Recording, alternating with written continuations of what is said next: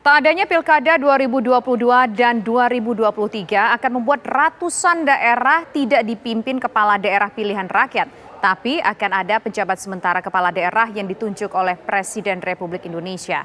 Namun rupanya para wakil rakyat di Senayan tak satu suara menyambut langkah pemerintah itu. Ada yang khawatir cara itu bakal menabrak demokrasi serta menguntungkan kelompok tertentu. Inilah laporan utama. Tak ada pilkada kepala daerah di tangan Presiden.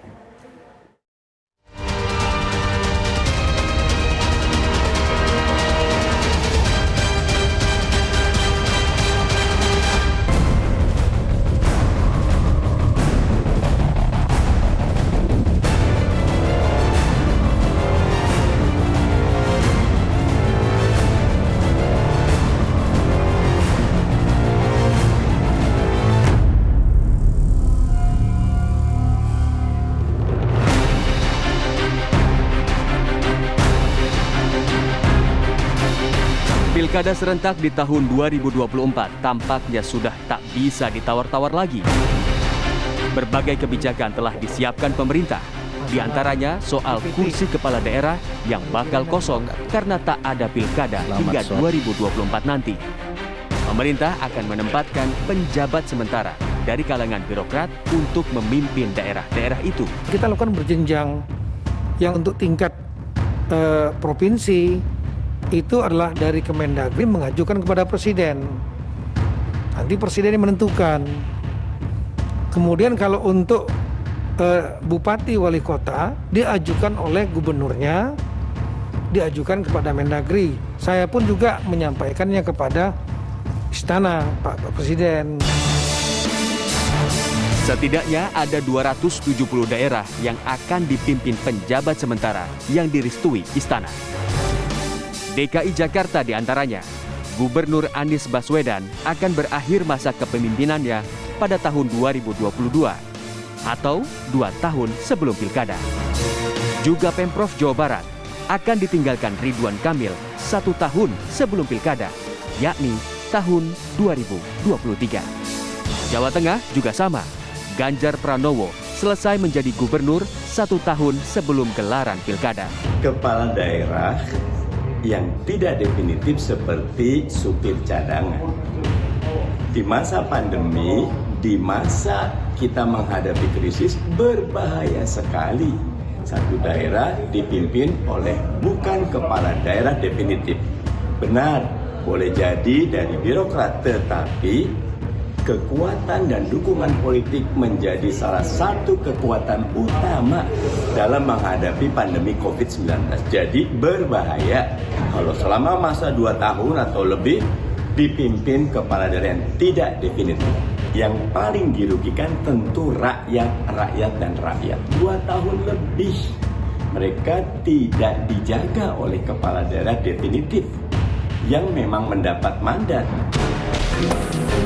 Benarkah jika penunjukan kepala daerah ada di tangan Presiden, maka demokrasi akan menjadi taruhannya?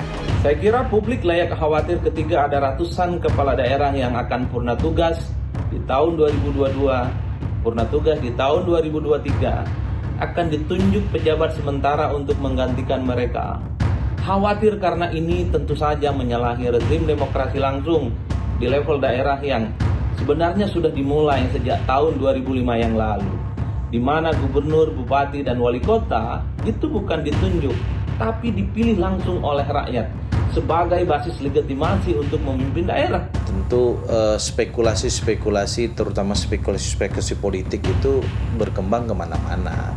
Dan ini satu konsekuensi yuridis yang harus kita tempuh karena amanah salah satu putusan Mahkamah Konstitusi yang kemudian ditindaklanjuti oleh Undang-Undang Nomor 10 Tahun 2016, kita ingin sampai pada satu titik di mana pilkada itu serentak dalam konteks melakukan penyederhanaan sistem pemilu di Indonesia.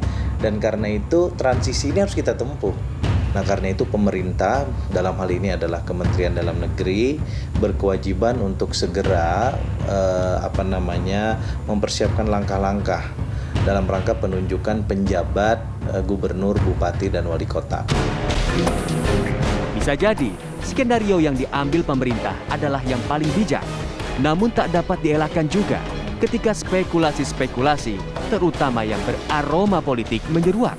Karena 2024 tak hanya menjadi tahun politik di tingkat daerah, tapi juga akan ada pertarungan politik yang lebih besar di panggung nasional, yakni pemilu presiden dan legislatif. Kita tidak bisa menjamin, siapapun tidak bisa menjamin, bahkan ya mohon maaf, jaminan Pak Mendagri itu juga sebetulnya tidak berlaku untuk Pak Mendagri sendiri ketika misalnya kekuatan politik dominan hari ini, partai penguasa hari ini, kemudian menitipkan agenda-agenda politis ketika Mendagri dan Presiden menyusun nama-nama PJ itu.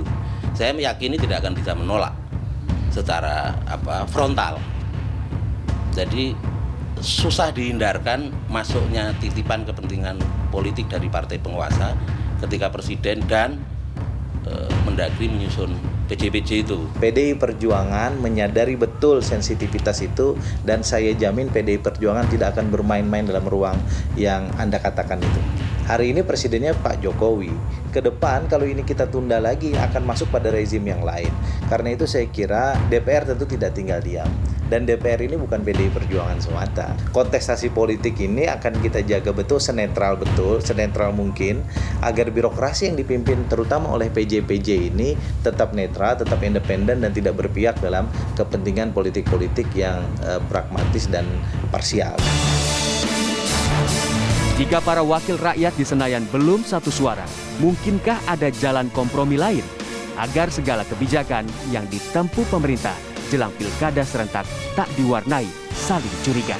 Titik kompromi yang paling rasional ketimbang 270 wilayah ini ditunjuk oleh pejabat sementara, saya kira titik komprominya adalah bahwa mereka dipilih oleh DPRD sekalipun tidak dipilih langsung oleh rakyat, minimal untuk meminimalisir penunjukan secara langsung.